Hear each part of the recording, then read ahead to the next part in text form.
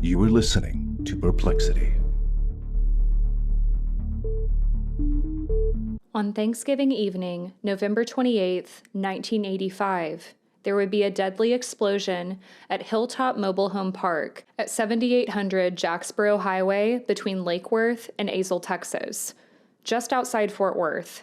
This explosion would tragically kill 3 members of the Blount family: Joe, his daughter Angela, and Joe's nephew, Michael Columbus. And to this day, what happened remains a mystery. This is the story of the Blount family bombing. Hello, everybody, and welcome back to another episode of Perplexity, a mystery podcast. As always, I'm your host, Kadra. If you're new to the show, hello and welcome. I tell tales every single week that have perplexed me. So if you love a good mystery that leaves you wanting more, you're in the right place. Though today's episode is definitely more of a somber tone. If you enjoyed today's episode, I would love if you continue to follow along. If you're a returning listener, hello, my friends, welcome back. I'm happy you're here. We have an unsolved story, an important case to cover today. And I would like to thank Chris for bringing this story to my attention. I was not familiar with the Blount family bombing, and personal connection, my first job ever outside of graduate school was in Azle, Texas. Azle's a very tiny town. It was a very fascinating and tragic case to learn about. I look forward to getting into it with you guys and hearing your thoughts because, as I mentioned, it's technically unsolved. I do want to issue a quick trigger warning for today's episode for violence and references to drug use. Listener discretion is advised. And all the sources used for today's episode will be available down in the show notes. So let's get into the story of the Blount family bombing. Originally from Seattle, Washington, the Blount family, Joe and Susan, and their 2 children, Angela and Robert, had come to North Texas to help Joe's father in July of 1985. This family of 4 crowded into their station wagon with a humble amount of belongings lugging behind them and a small U-Haul. This family consisted of 44-year-old father Joe Blount, who was a large and friendly man. He was a skilled mechanic, but he struggled with alcoholism, and this resulted in him having difficulty holding down jobs. Then there was Susan, wife to Joe, and Susan was a devout Mormon and a disciplinarian for their 2 children. Her and Joe had previously been separated, and they were trying to patch things back up again. She also had been the primary breadwinner of the family because, as I stated earlier, Joe had difficulty holding work down at the time. Susan and Joe's 2 kids were 15-year-old Angela and 13-year-old Robert. Angela was known to be a very happy and talkative teenager.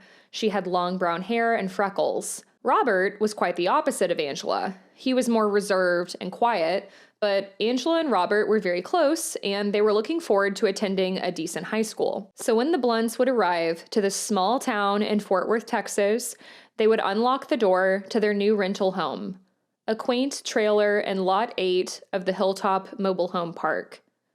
The family didn't have much money. According to Susan, quote, "We were the brokest people in the world." The Blounts had no furniture, and when they first moved in, they slept on the floor. They didn't even have a phone line. Susan said that they couldn't afford to pay the phone bill, but she always managed to get the rent paid on time every month. Things were starting to look up for the Blounts. Joe was able to get a good job at a nearby auto shop as a mechanic, and he was really enjoying it.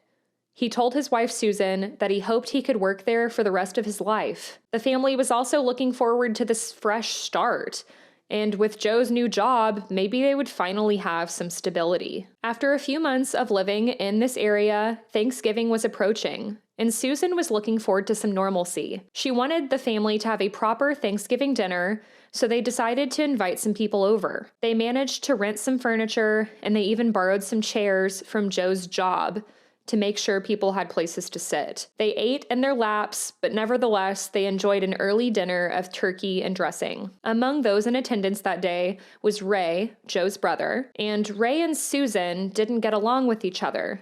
But Susan wanted to make the most of this special time, and she wanted to be a supportive spouse. It was also a special day for Ray.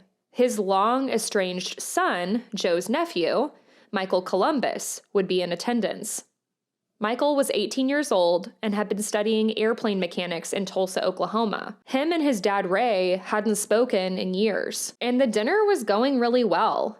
Ray and Michael actually had a heart-to-heart, and they reconciled. Michael's mother even told media after that Michael had called her after the dinner, saying that he had good news. Him and his dad were doing better, and he seemed really excited about it. By the time 5 o'clock rolled around, Joe's brother Ray was ready to go home, and around 9 p.m., Susan went to the bedroom and took a nap. She was tired from a long day of cooking, but Joe and the kids were hoping to hang out a little bit longer, so together, Robert, Angela, and Michael would pile into Joe's car, and Joe would take them a half-mile down the road to get some snacks and some ice cream. Joe also bought some beer. While they were gone, Susan was kind of going in and out of sleep when she heard the sound of tires crunching on gravel and a knock at the door. Susan was confused. It was 9 o'clock at night on Thanksgiving. They shouldn't have anybody there, and Joe had a key, so they must have had the wrong house. Susan decided to not get up and not answer the door. And soon enough, she heard the car pull away and the sound of the gravel crunching again. She drifted back to sleep, but the next sound she would hear would be one she would never forget. Meanwhile, Joe, Robert, Angela, and Michael would soon return from the convenience store. They had their snacks, Joe had his beer. They were looking forward to spending a couple more hours together on this special day. When they approached the porch of their home, Angela, Robert, and Michael noticed a mysterious black briefcase sitting on the front porch. The three teens bubbled with excitement, cracking jokes. What could the briefcase be filled with? Jewels, cash, mysterious treasure? Joe wasn't so sure about this, but he also didn't see the harm. So 15-year-old Angela brought the briefcase inside, and the four of them sat around it. Angela opened the latches of the suitcase, and what happened next would be the sound that Susan would hear, awaking her from her sleep. Guttural screams. The black briefcase would explode with the power of 2,000 feet per second, twice as fast as a bullet. Inside the briefcase was gasoline. So after the explosion, a fireball would also erupt the trailer. The explosion was so violent, a neighbor would later say it sounded like cannon fire. The explosion would cause Susan to shoot out of bed and run into the living room. And when she opened her bedroom door, she was met with a thick cloud of smoke. The smoke assaulted her nostrils and clouded her vision. Her house was covered in flames. Where was her family? Were they okay? What was going on? She stumbled down the hallway, burning her feet with each step because the floor was so scalding hot. As she made her way into the living room, she would come across her husband Joe's lifeless and charred body, sitting in the same chair he had sat in for their Thanksgiving dinner. Uncertain of what was going on and terrified, Susan's memory is fuzzy after this, but somehow she escaped through the back door of the trailer. She was barely clothed. She had been sleeping. The cold air bit at her skin. Her memory of what would happen would continue to be in bits and pieces. She was in total shock. And she had no idea where her children were. Many of Susan's neighbors had actually shown up to the trailer to do anything they could to help. One neighbor even tried to run inside to rescue people. The neighbors had shown up with the limited resources they had, trying to put out the fire with gardening hoses and fire extinguishers while they waited for the fire department. Susan doesn't remember this, but she ran to the neighbor's house and she phoned Sherry, her other daughter from Washington. She would cry into the phone saying, "Everybody's dead. Joe, Angela, Robert, and Michael, they're all dead." Fire crews would arrive, and Susan was given medical attention. This is when she found 13-year-old Robert alive, lying on a stretcher. But he was severely burned. His clothes and shoes had melded to his skin. The blast was so powerful, it had blown him out the door of the trailer, and that's the only way that he survived. The front door to their mobile home laid beside him. So later at the hospital, Susan and Robert received treatment. When she was finally able to flag down a police officer to find out what was going on, Susan's worst fears would be confirmed. Joe, Angela, and Michael had not made it. They were all dead. An unspeakable Thanksgiving tragedy. The family had only been in town for a couple months. Investigators were dumbfounded. Why would someone target this family? They had no known enemies. When Robert would come to in the hospital, police would later interview him, and he would tell them what he could remember. He remembered Angela clicking the latches open to the suitcase and hearing a powerful click. He described it as sounding like a mousetrap springing back. Neighbors would also speak to police and the Fort Worth Star-Telegram because they arrived on the scene very quickly. They would describe hearing the explosion. A firefighter would also later tell the Fort Worth Star-Telegram the blast was powerful enough to have likely killed Joe, Angela, and Michael instantly. Because this was a bombing, the FBI would also get involved. They reconstructed the explosion device that was in the briefcase, and they confirmed there was a mousetrap inside.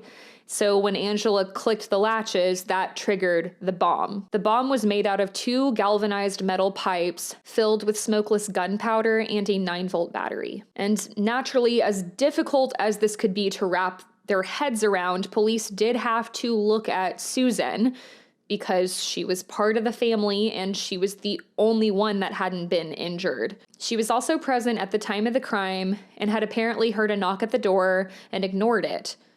Susan would later tell the media that police had pressed her hard, but she knew she was innocent. Police were just trying to look for any motive. Maybe Susan had taken out a life insurance policy on her family. Maybe this was financially motivated. But remember, the Blounts were very poor. Susan couldn't even afford major policies on her family. Her policy for her husband Joe was just $2,000. She didn't have a policy on Robert, and the policy for Angela was just $1,000. This wouldn't even cover the costs of giving her family a proper funeral. Phone records showed calls to friends and relatives, but little else. Fort Worth PD also contacted Seattle PD to have them look into the Blounts for any troublesome history, affairs, violence, etc., but they came up empty. The Blounts were a normal American family. Susan would also pass a polygraph, and she and Robert moved into an apartment in small-town Azle. They pushed their beds together, and they awoke night after night, terrified if they heard any sound that was slightly unusual. What if this killer would come back and get them? Robert was also still recovering from his burns. He had gone through months of multiple skin grafts, and he was suffering from nightmares. That Christmas, less than a month after the bombing, Susan and Robert came home one day to find a box outside their front door. Horrified, they left the box untouched and immediately called the police. But as it would turn out, it was just a box of chocolate from someone at church. But this really just shows how much fear Robert and Susan had to live in. I can't imagine losing my entire family to something so violent and tragic. Detectives began to wonder if the bomb had been put at the Blounts' home by mistake. What if it was meant for someone else? One neighbor would also testify as he was pulling into his driveway that he remembered seeing a red late model station wagon pulling out of the Blounts' driveway. He also recognized the car but didn't know who it belonged to. He just had seen this car in the area multiple times. But police apparently were never able to find this red late model station wagon. For a while, police wondered if the bomber had maybe been after a man named Wayland Tim Tortella, a known drug dealer in the area who sold meth and automatic weapons out of his nearby home. Tortella had also allegedly had an affair with a married woman, and he would later testify that he believed the bomb was meant for him. This guilt would eat away at him, and he would later write, quote, "For 14 years, I felt that it was my fault that those 3 people died. There's a possibility that if I wasn't doing what I was doing back then, they would still be alive." End quote. But unfortunately, and you'll see this as a continued pattern throughout this story, this lead would go nowhere for police. Another man that police looked at in March of 1986 was a man named Douglas Raymond Brown, a businessman and a former candidate for mayor. Brown was arrested for selling bombs to an undercover agent from the Bureau of Alcohol, Tobacco, and Firearms, or the BATF. He was also selling drugs. The bombs were delivered in a briefcase, similar to the bomb that had killed the Blount family. But a mousetrap detonator was not present. Explosives and chemicals were also found at Brown's office and at his house. The whole reason Brown got arrested is because the feds had been on his trail investigating a drug trafficking ring. This whole thing ended up leading to 10 arrests. Police had actually been watching Brown for months. But Brown was never charged with the Blount bombing, and just 2 days after his arrest, he was freed on a $10,000 bond. 5 months of being watched by investigators, all for him to be held in jail and released after 2 days. He was still kept on the suspect list for the Blount bombing because if he didn't place the bomb, maybe he had sold it to the person who did. The ATF also raided a man's home in Bowie, Texas, with a known history of trading explosives. In his home, police found grenades, gunpowder, and bomb-making materials, including a roll of gray and white 7-strand copper wire that was similar to what was used in the Blount bombing. But similar to Brown, investigators couldn't prove this man was involved. Another suspect was Darrin Ervin, the Blount's neighbor. Ervin was 22 years old at the time of the bombing. He had been selling meth and allegedly had a bit of a domestic history with his wife. But once again, there was nothing to tie him to the crime. Police also wondered if maybe Ervin, kind of like Tortella, had been the bombing target. And you might be wondering why there's so many people in this area selling weapons, bombs, drugs. I lived in Azle for a while, and I mean, in my opinion, it tracks, but yeah. Many people argue the most promising suspect was a teenager named Matthew Huff from Azle. Some sources call him Mikey. Huff was just 15 years old at the time, and he went to school with Angela. There were a lot of rumors that Huff really liked Angela and tried to make a pass at her, but she rejected him. Huff also had a criminal history. He used drugs and he would break into places.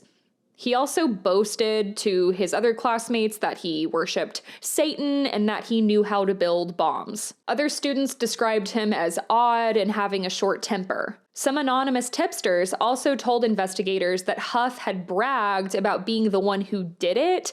I found multiple reports about this. Other people say he just bragged about having built a bomb before, but not necessarily the bomb that killed the Blount family. Huff's stepfather also apparently found pieces of a bomb in his bedroom and noticed that he was missing 2 mouse traps, the same kind that had triggered the bomb at the Blounts. But once again, investigators apparently didn't have enough evidence to build a proper case. Another thing I want to point out is this bomb wasn't just some simple pipe bomb that you would think a high schooler would make. So a lot of people say it doesn't make sense that this bomb was something that a 15-year-old built. After looking at all of these suspects, the case for the murders of the Blounts quickly went cold. 11 years passed, and by now, Susan and Robert were back in Seattle just trying to put this all behind them. In 1996, the Oklahoma City bombing prompted a reinvestigation for all unsolved domestic bombings, including the Blount family bombing. For people who aren't familiar, the Oklahoma City bombing is the largest domestic terrorism attack in U.S. history. So police had a lot of funding that they could now use. A task force would be put together, and a $25,000 reward was announced for any information about the Blount family bombing. The ATF would use this funding to look into a lot of unsolved bombings all throughout the U.S. And at the time, the Blount family bombing was the biggest unsolved bombing in American history. The case would be reopened, and this is when a new suspect would come into the scene, one that continues to perplex and divide anyone familiar with the story today. A man named Michael Toney. Toney grew up in a small town in California, and he had come from a very troubled home. His father had abandoned the family when he was young, and Toney's mother started dating around with a lot of problematic men. She would often bring these men home, and they were very violent. They would beat Toney, his siblings, and his mother. Toney would often spend nights sleeping outside just to get away from the situation. One man was so dangerous that, according to Toney, he once duct taped him to a lawn chair, covered Toney's hands in gasoline, and lit them on fire multiple times.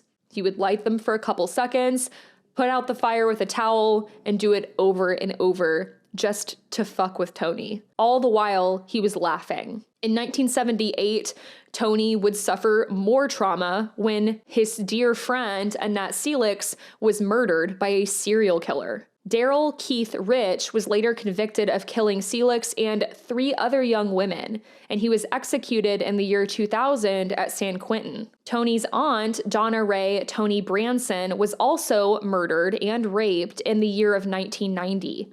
Her killer, James Tolk, was convicted of first-degree murder in 1992 and sentenced to death at San Quentin. When Toney was 15 years old, another one of his mother's boyfriends attacked him with a fishing gaff, which is a long handheld pole with a really sharp hook. The man injured Toney severely in his hip, and Toney had finally had enough.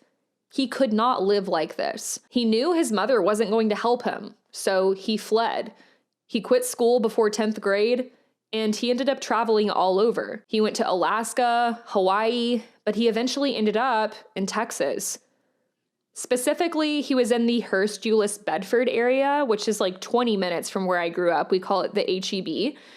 He did a lot of construction over here, and Toney was a very handsome man. He was known to be a ladies' man. He had several women in his Rolodex, but he was also known to be violent. One of the women that Toney dated was Tammy Rail, and she says, this is horrific, he once played Russian roulette with her.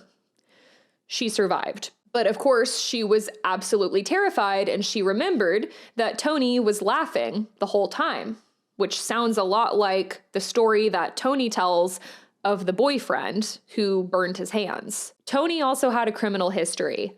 In June of 1997, Mr. Toney was in jail awaiting a hearing on a 1993 burglary charge when he started talking to an inmate named Charles Jack Ferris. He started talking to him about the Blount bombing. Ferris was later released from jail after telling authorities that Toney had confessed to the bombing. He would also face charges for capital murder in December 1997. But a few months later, Charles Jack Ferris recanted all of his statements. He claimed, get this, that he and Toney had made up this entire story. Toney had given Ferris permission to lie to police and say that Toney had done the Blount bombing to get Ferris out of prison, because jailhouse informants often get commuted sentences. But the police weren't budging. They were determined to bring justice to the Blount family, and so they charged Toney, and in May of 1999, the trial for the Blount family bombing would begin. Michael Toney's ex-wife, Kimberly Toney, was married to Toney from 1985 to 1989, and she would testify at his trial that on Thanksgiving night, 1985, the night of the murders, she had gone with Mr. Toney and his best friend Chris Meeks to hang out. They had gone to the parking lot of a propane supply shop on Jacksboro Highway near Lake Worth. The propane shop was right next to the Hilltop Mobile Park where the Blounts lived. Kimberly claimed when they got there, Toney got out of his truck. Keep in mind, it's a truck, not a red late model station wagon. Then Kimberly says that Toney took out a brown briefcase, not a black one, from the truck bed, went into the propane supply shop and disappeared for several minutes, then returned without the briefcase. The friend, Chris Meeks, also would testify, and he said the three of them were near the trailer park that night. He had seen Toney with some kind of briefcase, and that Toney had stated he needed to fulfill a contract. And this probably seems like a slam dunk so far, but stay with me. Chris claims that Toney asked for Chris to look into the bushes nearby to get a good look at the mobile home. Chris wasn't exactly sure what he was looking for. He claims he had no idea what was going on. But apparently Chris looked in the bushes and told Toney it looked like no one was home, and that's when Toney left for several minutes. When he returned, he didn't have the briefcase, and he seemed giddy. They then went fishing over at the nature center, according to Kimberly. Weeks before the bombing, Chris Meeks also claims that he overheard a conversation with Michael Toney and a man who went by the name Larry. Chris claims that the words bombing and contract were mentioned. Then sometime later, Toney showed Chris the briefcase and said that he needed to blow something up. Another cellmate of Michael Toney's, Finis Blankenship, also testified, and he claimed Toney told him he was paid $5,000 for the job, $2,500 to make the bomb, $2,500 to place it, as part of a drug-related hit. Blankenship also testified Toney had mistakenly put the explosives on the wrong doorstep. But Blankenship was a serial informer who had a known history of giving out false information to police to commute his sentences, and Blankenship was also a pedophile, so he's not exactly a reliable source. Michael Toney testified he had told Ferris that he could blame the bombing on him to help him get out of jail earlier, and that the story was completely fabricated, which might sound crazy to people who don't have a prison history, but this is more common than you might think. Toney also testified he only knew the details of the Blount family bombing years after the fact. He said he learned about it from another inmate named Benny Joe Toole, and Toole was friends with Matthew Huff, the 15-year-old that was a suspect in the Blount bombing that was classmates with Angela. Michael Toney maintains the following alibi. Quote, I spent Thanksgiving 1985 at my friend Chris Meeks' home in Keller, Texas. Present that day were Chris, his mother, his stepfather, his girlfriend, and I. That evening, I received a phone call from my girlfriend Kim, who I later married on March 4th, 1986. We divorced in 1989. She was leaving her family get-together and was going to her apartment. We had agreed to meet at her apartment that evening, got in my car, and left Keller by myself. Chris stayed home with his family. Kim and I met less than a month prior, so we were still in the phase of our relationship where we spent about every minute we could together. End quote. Now, there were a lot of problems with this trial. There were tons of inconsistencies with Chris Meeks' statements and Kimberly's statements, Toney's ex-wife. There was also a complete lack of physical evidence, but nevertheless, the jury would convict Michael Toney and sentence him to death on June 10th, 1999. The trial had only gone on for 15 days, and the jury only deliberated for 4 hours, which is about as much time as it takes to do the paperwork. Kimberly Toney, the star witness, also had an interesting medical history. So this is where the case against Michael Toney, in my opinion, starts to fall apart. But I do want to emphasize, and I don't mean any disrespect at all, they know more about this than I do. Susan apparently maintains, and some other people in the family, that they believe Michael Toney was responsible. So I will let you guys come to your own conclusions. But Kimberly was an Army veteran who served in the 1991 Persian Gulf War, and she had significant exposure to toxic chemicals in Kuwait,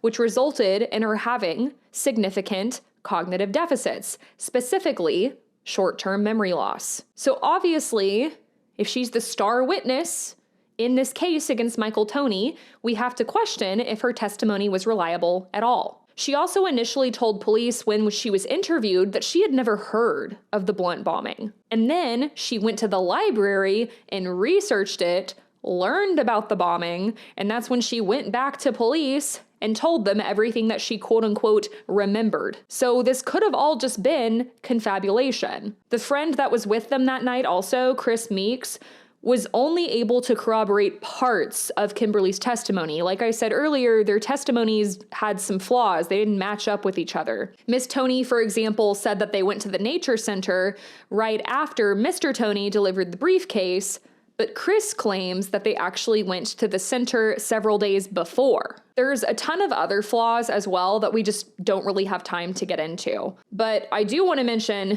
even prosecution acknowledged that Meeks was not a reliable witness either. They said, quote, his Budweiser intake was 18 to 24 cans a day. Mr. Meeks also, like Kimberly, changed his story multiple times. According to prosecution, 4 times to be exact. But like I said earlier, Susan Blount and other family members feel they have found the right man.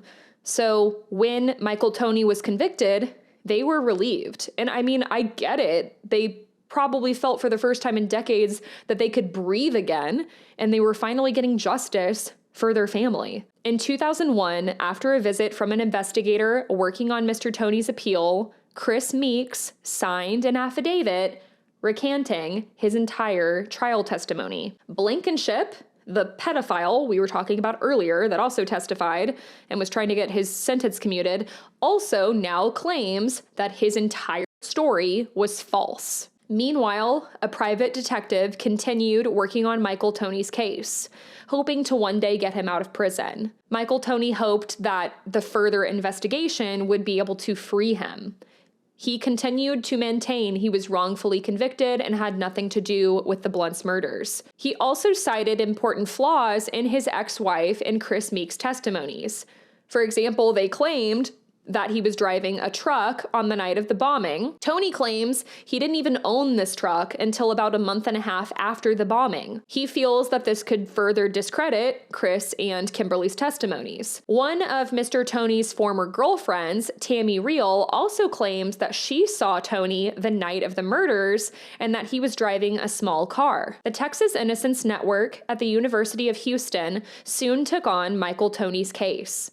Toney continued to maintain his innocence, saying, quote, I have learned through the many cases I have studied that the prosecution often resorts to highly unethical and often illegal acts to obtain a conviction. They will use every dirty trick in the book to get a conviction and then defend their actions on appeal because they know how reluctant the courts are to overturn a conviction. I am unequivocally innocent of this crime. I have never in my life been to the Hilltop Mobile Home Park, and I am in no way whatsoever connected to the crime, the victims, or anyone else in that area. I've never been there. I didn't even know the place existed until just prior to my trial. The reason there is no evidence is because I am completely innocent. End quote. He says that he's never been to Hilltop Mobile Home Park, and he hadn't heard of the Blount family bombing until years later. And like I mentioned earlier, I know it's controversial, but I have to agree, based on what was presented in the trial, I don't think that prosecution had enough to put this man away, especially to be given a death sentence. If Michael Toney is innocent, then that would mean this killer is still walking free. Toney agreed with this, saying, quote, since the trial, my family and I have received numerous phone calls and letters from people saying they know I'm innocent because they know who did the bombing and why it was done. I believe the fact that no one could ever determine the motive is the reason they couldn't solve the crime. I've been in contact with these people who wrote and called my family. They have told me what the motive was, who did it, and why the motive was never determined. Yes, I have learned who the real murderers are, but they will remain free to commit more murders unless the investigation is reopened. No one will listen to me because the case has been closed. The case has been closed, but the crime was not solved. The people who committed this terrible crime live in the Fort Worth area. As far as I am concerned, no one is safe until the real murderers are brought to justice. I am doing everything I can to try to make that happen. The Blount family deserves to know the truth, and they deserve the real murderers to be brought to justice. End quote. In October 2008, the Tarrant County District Attorney's Office was found to have withheld 14 pieces of critical evidence for Michael Toney's defense during his trial. After this discovery, the prosecutors turned the case over to the Attorney General of Texas. Michael Toney's death sentence was also overturned because of this December 17th, 2008. And on September 2nd, 2009, Michael Toney was released from Tarrant County Jail. He had been in prison for the Blount family bombing for a decade. But just 1 month after his release, Michael Toney would die in a serious car accident. This happened at the time that the state was trying to actually decide if they should retry Michael Toney for the crime. Also, if anyone looks into this case and comes across an AI-generated, disgusting Medium.com article, it's fake. It's not true. I just want to put that out there and call out whoever made this. It's disgusting. It's horrific. When I was researching this case, I had read all these articles, learned the story, and luckily came across this Medium.com article afterwards. So I was immediately able to tell it is a completely fake story, but they use the Blount family name. They changed the first names of the victims. They included that it happened on Thanksgiving Day, 1985, but they said it was in some different town in Tennessee.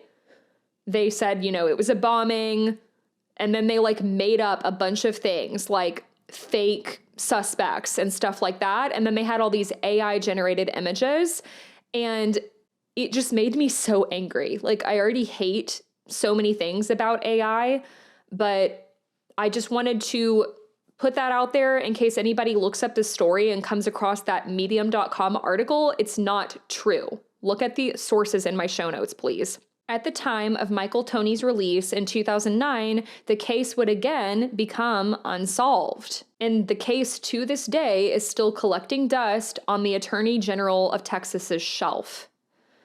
The type of bomb used has also never been made public, though we have some idea, like with the mouse traps, for example. Media outlets have questioned why more information about the bomb has not been released to the public. They hope that this could stir up new tips in the cold case.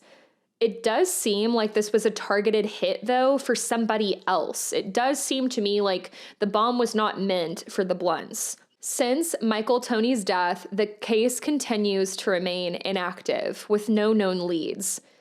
Police sources maintain most likely the bomb was placed at the wrong trailer by mistake, which would make it difficult to identify the murderer. But I truly hope that Susan and Robert Blount have been able to find peace, that they're doing well as the other loved ones of the Blount family. When I was coming across other articles and videos of people who have talked about this, there were a lot of people in the comments saying they either knew the Blounts or they knew somebody who knew them. And my heart goes out to anybody who knew this family. It's a truly heartbreaking, horrific story, and I really hope that there is a break in this case. I want us to get answers because whether Michael Toney did it or not, his conviction was overturned, so the case is unsolved. Susan, Robert, and other loved ones of the Blounts deserve to know what happened. If you have any information on what happened to the Blount family on Thanksgiving Day, 1985, you are encouraged to contact the Attorney General of Texas at 512-463-2100.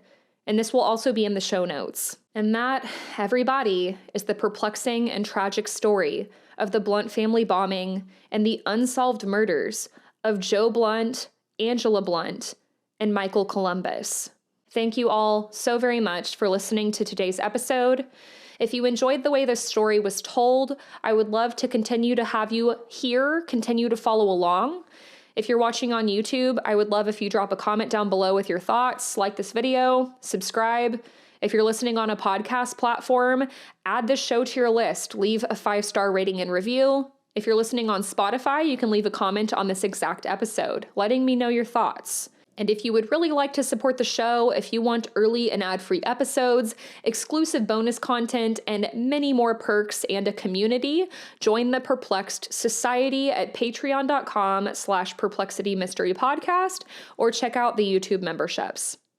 Thank you again to Chris for requesting today's episode. If you have a topic that you would like to request or a story of your own, I love listener stories. You can always send those to me at perplexitymysterypodcast@gmail.com.